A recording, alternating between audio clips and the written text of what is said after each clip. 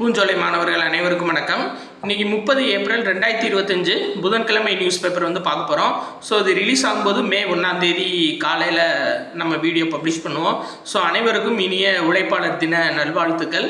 அது போக கரெக்டாக இந்த நாள் 30 ஏப்ரல் 2025 நம்மளோட சேனல் 10K சப்ஸ்கிரைபர்ஸ் ரீச் ஆயிடுச்சுங்க. சரிங்களா? ஸோ அனைவருக்கும் நன்றி. நம்ம சப்ஸ்கிரைபர்ஸ் எல்லாத்துக்கும் மிக்க நன்றி. உங்களுடைய சப்போர்ட் என்றைக்குமே நம்ம பூஞ்சோலை படிப்பதற்கு தேவை. வேறு எதுவும் சேஞ்சஸ் இருந்துச்சு மாற்றணும் அப்படின்னு சொன்னால் கண்டிப்பாக கமெண்ட்டில் சொல்லுங்கள். உங்களுக்கு தகுந்தாப்பில் நம்ம சேஞ்ச் பண்ணிக்கலாம். சரிங்களா? சரி, ரைட்டுங்க. இன்றைக்கி 30ஆம் தேதி நியூஸ் பேப்பரில் ஹெட்லைன்ஸ் பார்த்தீங்க அப்படின்னா, முப்படைகளுக்கு பிரதமர் அனுமதி அப்படின்னு சொல்லியிருக்காங்க. பஹல்காம் தாக்குதலுக்கு பதிலடி கொடுக்கறதுக்கு. சரியா? இல்லை லாஜிக் என்ன அப்படின்னு பார்த்தீங்கன்னா, அதாவது அந்த ஹாசிம் மூசா இவர் தான் முக்கிய குற்றவாளி. அந்த 4 பேர்த்தில் ஒருத்தர். இவர் பாகிஸ்தானோட துணை இராணுவ படையோட முன்னாள் வீரர் அப்படின்ற இன்ஃபர்மேஷன் வெளியாயிருக்கு. ஸோ இந்த நேரத்தில் எதுக்கு நடுநிலையான விசாரணை தேவை அப்படின்னு நேற்று பாகிஸ்தானோட பிரதமர் ஷாபாஸ் ஷெரீஃப் அவர் பேட்டி கொடுத்தாருன்னு சொல்லிட்டு தெரியல. சரியா? சரி, ரைட். ஆனால் பதிலடி இருக்குது. சரிங்களா? சரி, ரைட், ஓகேங்க. வேற இதான் நம்ம எக்ஸாம் பாயிண்ட் ஆஃப் வியூல பார்க்க வேண்டியது என்ன அப்படின்னா, உச்சநீதிமன்றத்தோட 52வது தலைமை நீதிபதியா PR கவாய் அப்படின்றவர் நியமனம் செய்ய போறாங்க. ஸோ உச்சநீதிமன்றத்தோட 52வது தலைமை நீதிபதி யார் அப்படின்னா PR கவாய். சரியா? அதாவது இப்போ சஞ்சீவ் கண்ணா இருக்காரு 51வது நீதிபதியா. இவர் மே 13 ரிட்டையர் ஆக போறாரு. அதுக்கப்புறம் PR கவாய் வர போறாரு. சரியா? இவர் டிசம்பர் 23ஆம் தேதி 23 வரையும் இவர் பணியில் இருப்பார். சரியா? சரி, ரைட், ஓகேங்க. அடுத்தது பார்க்கலாம். வேற மதுரையில் இருக்கிறவங்களுக்கு மீனாட்சி அம்மன் கோயில் கொடியேற்றம் நடந்துருச்சு. சரியா? ஒரு சிறப்பான விஷயம் போயிட்டுருக்கு. சரிங்க, இதான் ரொம்ப முக்கியமானது. மொத்தம் 18 மசோதாக்கள் கிட்ட நிறைவேற்றிருக்காங்க. சரியா? அந்த 18 மசோதாக்களில் முக்கியமாக நம்ம பார்க்க வேண்டியது என்ன அப்படின்னா, கடன்களை கட்டாயமாக வசூல் செய்கிறவங்களுக்கு 3 முதல் 5 ஆண்டுகள் வரை சிறை தண்டனை விதிக்கும் மசோதா நிறைவேறிருக்கு. சரியா? அப்போது கடன்களை கட்டாயமாக வசூலிக்கிறவங்களுக்கு எத்தனை வருஷத்துலேருந்து எத்தனை ஆண்டுகள் சிறை தண்டனை அப்படின்னா 3 முதல் 5 ஆண்டுகள். முக்கியமான இன்ஃபர்மேஷன். அடுத்து விளையாட்டு கழகத்தோட துணைவேந்தர்களை நியமிக்கிறதுக்கும் அரசுக்கு அதிகாரம் அப்படின்னு சொல்லிட்டு கொடுத்துருக்காங்க. சரிங்களா? இதுக்கு முன்னாடி தமிழ்நாடு பல்கலைக்கழகம் எல்லாத்துக்குமே துணைவேந்தர் நியமனம் முதலமைச்சர்னு சொல்லியிருந்தாங்கல்ல. அதே மாதிரி தான் இப்போ விளையாட்டு பல்கலைக்கழகத்துக்கும் கொண்டு வந்திருக்காங்க. அதே மாதிரி 2வது தடவை இந்த நியூஸ் வந்திருக்குங்க. கும்பகோணத்தில் கலைஞர் பெயரில் பல்கலைக்கழகம் அமைக்கப்படும் அப்படின்னு சொல்லிட்டு நேற்றே நம்ம பார்த்தோம்.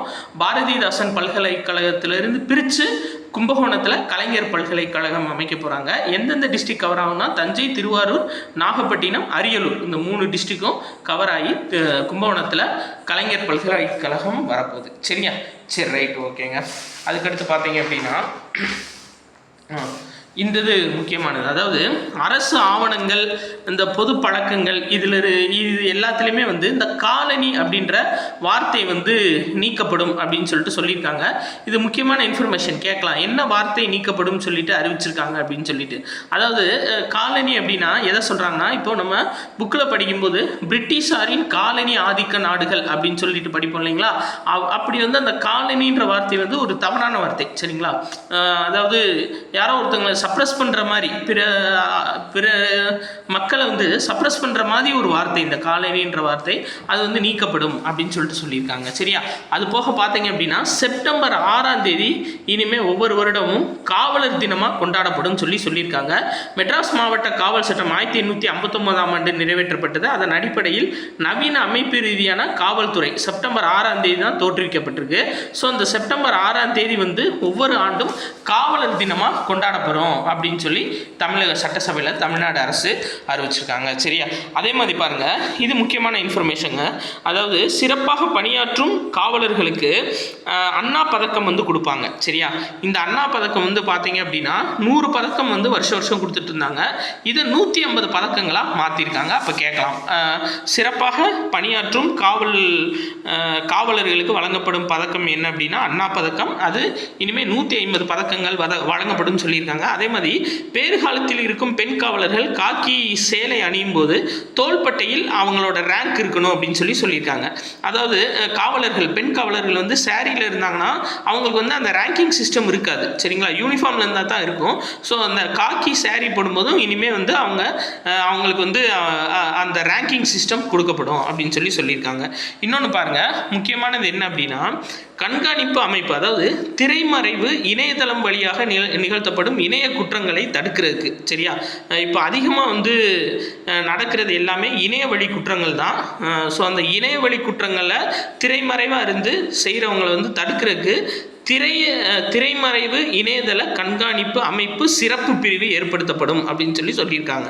அப்போ கேட்கலாம், காவல்துறையில் புதுசாக வந்து என்ன துறை வந்து துவங்க போகிறாங்க அப்படின்னா திரைமறைவு இணையதள கண்காணிப்பு அமைப்பு சிறப்பு பிரிவு ஏற்படுத்தப்பட போகிறாங்க. சரிங்களா, சரி, ரைட், ஓகேங்க. அடுத்தது பார்க்கலாம். அடுத்து முக்கியமானது இந்ததுங்க. சரிங்களா, நம்ம ஏற்கனவே பார்த்தோம்ல, அதாவது இந்திய விண்வெளி வீரர் ககன்யான் திட்டத்துக்கு சுபான்ஷு சுக்லா அப்படின்றவர் தேர்வாயிருந்தார்.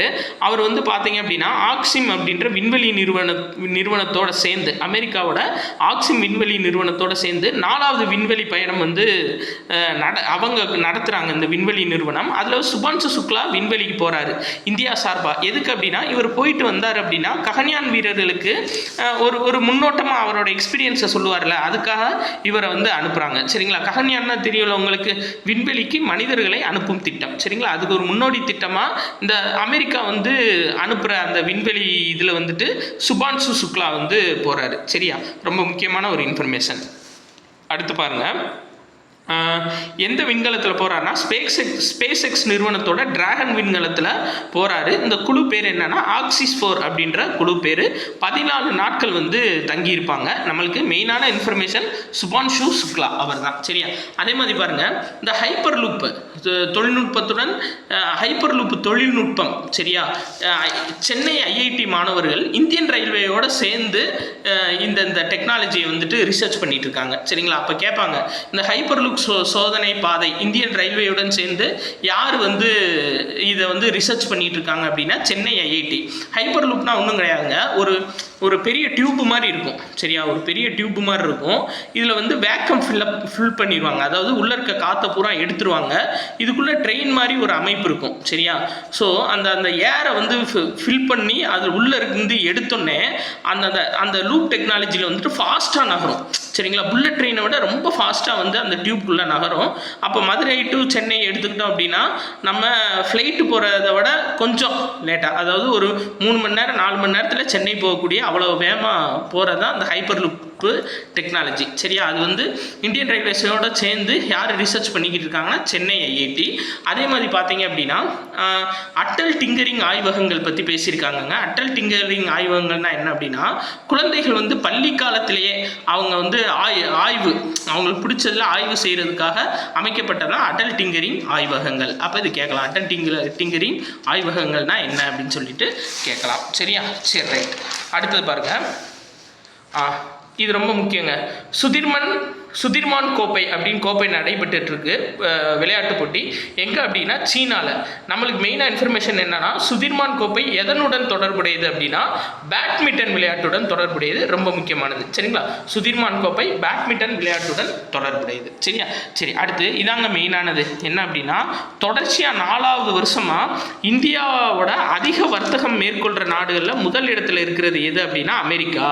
ரொம்ப ரொம்ப முக்கியமான இன்ஃபர்மேஷன். சரியா, இந்தியாவுடன் அதிகமாக வர்த்தகம் மேற்கொண்ட நாடுகளின் பட்டியலில் அமெரிக்கா தொடர்ந்து 4வது வருஷமாக முதல் இடத்துல இருக்குது. சரியா, அது நம்ம ஏற்றுமதி நிறையா பண்ணியிருக்கோம். மருந்து பொருட்கள், உயிரியல் பொருட்கள் இதெல்லாம் ஏற்றுமதி பண்ணியிருக்கோம். இறக்குமதி அவங்ககிட்டருந்து நிறையா பண்ணது கச்சா எண்ணெய், பெட்ரோலிய பொருட்கள் இதெல்லாம் இருக்கட்டும், நிலக்கரி இருக்கட்டும். கோக் பார்த்தீங்களா, கோக்கும் அதிகமாக வந்து இறக்குமதி பண்ணியிருக்கோம். சரிங்களா, சரி, ரைட், ஓகேங்க. இன்றைக்கி முக்கியமான இன்ஃபர்மேஷன் ஃபுல்லாக பார்த்தாச்சு. ஸோ வேறு எதுவும் டவுட்ஸ் இருந்துச்சு அப்படின்னா கண்டிப்பாக கீழே கமெண்ட் பண்ணுங்கள். நன்றி.